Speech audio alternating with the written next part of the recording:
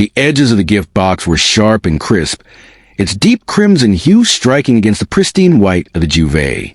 It seemed to mock me, a silent witness to the torment that had consumed me for the past 3 days. 3 days of wrestling with a relentless tempest within me. 3 days since I had found a lipstick-stained napkin, neatly tucked into the pocket of Amelia's jacket. A napkin from a restaurant I had never taken her to. 3 days since my world had tilted, shattering the foundation of everything I believed to be true. From the dim shadows of the hallway, I watched as Amelia entered the bedroom, her laughter ringing through the air. That sound, once a melody that filled my heart with warmth, now felt like nails dragging across a chalkboard. She was still on the phone, her tone light and carefree, utterly oblivious to the storm brewing in the depths of my soul. Then she saw it, the box. The laughter died on her lips, her smile faltering, uncertainty flickering across her face. With slow deliberation, she ended the call, her brow knitting together in confusion and a trace of suspicion. My grip tightened around the doorknob, my knuckles turning white. This was it, the moment of truth, the moment our carefully constructed illusion of happiness would come crumbling down. I watched as she reached out, fingers trembling slightly as they brushed against the smooth surface of the lid. Lifting it cautiously, she peeled back the delicate layers of tissue paper, the rustling sound slicing through the suffocating silence. Then she saw it, a framed photograph, not of us, but of her. She was laughing, her hand entwined with another man's, candlelight flickering across their faces as they sat in an intimate embrace at the very same restaurant from which the napkin had come. The same man I had seen slipping out of our building late one night, his face seared into my memory. Her reaction was immediate. The color drained from her cheeks, leaving her ashen. The confident, carefree woman I thought I knew was replaced by someone paralyzed by fear. Her hand trembled as she dropped the lid onto the box with a soft thud. She stood there, frozen, eyes wide with a dawning comprehension that cut through me sharper than any blade ever could. Stepping forward, I crossed the threshold, my voice calm yet devoid of any emotion I had already bled dry. "Happy anniversary, Amelia."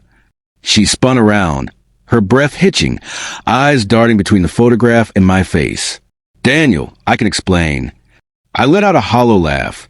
"Explain what, Amelia? Explain how many times you've lied to me? Explain how long this has been going on? Explain how you could look me in the eye every day, knowing you were betraying everything we built together?" Her lips quivered, her eyes glistening with unshed tears. "It just happened. It didn't mean anything." The words were cliché, empty and weightless, yet they ignited something deep inside me. A fire fueled by 3 days of torment and 3 years of trust now turned to ash. It didn't mean anything? My voice remained steady, but the ice in my tone was unmistakable. "You think sneaking around, lying to my face, doesn't mean anything?" I pointed to the photograph. "That picture, Amelia, that's just the beginning. There are more, many more, and they're not just pictures." I let the weight of my words linger in the air. "I have everything, Amelia. Dates, times, places, enough to ensure you walk away from this with nothing." The first tear slipped down her cheek, followed by another, but I felt nothing. No sympathy, no sorrow, just a cold, unyielding resolve. "Who is he, Amelia?" My voice was barely above a whisper, but the demand carried the force of a hammer. Her answer was equally quiet, almost inaudible. "His name is Caden. He works with me." Caden. I committed the name to memory. I would find him. He wouldn't escape unscathed. 2 days later, I walked into the sleek, modern office building where Amelia and Caden worked. I had rehearsed this moment countless times, the words burning in my throat. It didn't take long to spot him, leaning against a water cooler, laughing with a colleague. The same easy, confident laugh I had once heard in my home, in my hallways, in my life. My steps were measured, deliberate. As I approached, his laughter faded, recognition dawning in his eyes. The color drained from his face, mirroring Amelia's reaction to the gift. "You're Caden, right?" My voice was calm, controlled. He swallowed hard, his gaze flickering around the office as if searching for an escape. "Yes. Who are you?" I'm Daniel, Amelia's husband. The words hung heavy in the air, thick with accusation. The colleague beside him, sensing the tension, quickly excused himself. Caden was alone, trapped. Look, I don't know what Amelia has told you, he began, his voice uneven. I cut him off. She doesn't need to tell me anything. I know everything. I reached into my briefcase and pulled out a thick stack of documents. I have all the evidence. Enough to ruin both of you. His composure shattered. The arrogance drained from his features, replaced by naked fear. Please, he stammered, his voice breaking. Don't do this. I have a family. So did I, Caden. Or rather, I did. I let the words sink in, their weight crushing him.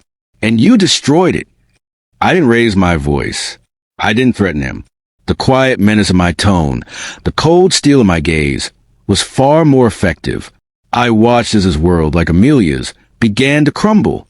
The whispers started soon after, the sideways glances, the hushed conversations. Within a week, he was fired. His wife, now aware of his infidelity, filed for divorce. His colleagues distanced themselves. His friends abandoned him. He became a pariah, shunned by the very people he once held dear. Amelia fared no better.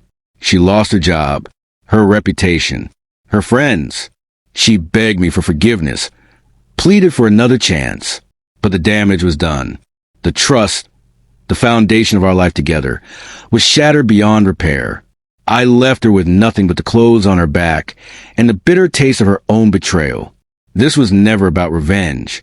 It was about reclaiming my life, about taking back the power she had stolen from me. The process was painful, agonizing. There were sleepless nights, days where the weight of it all threatened to break me. But I survived. I picked up the pieces and rebuilt my life, brick by painful brick.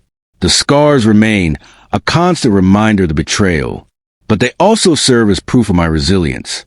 I never saw Amelia or Caden again. I didn't need to. I had given them a gift, one far more potent than any crimson box. I had given them the truth, and the truth, as they say, will set you free. It had freed me,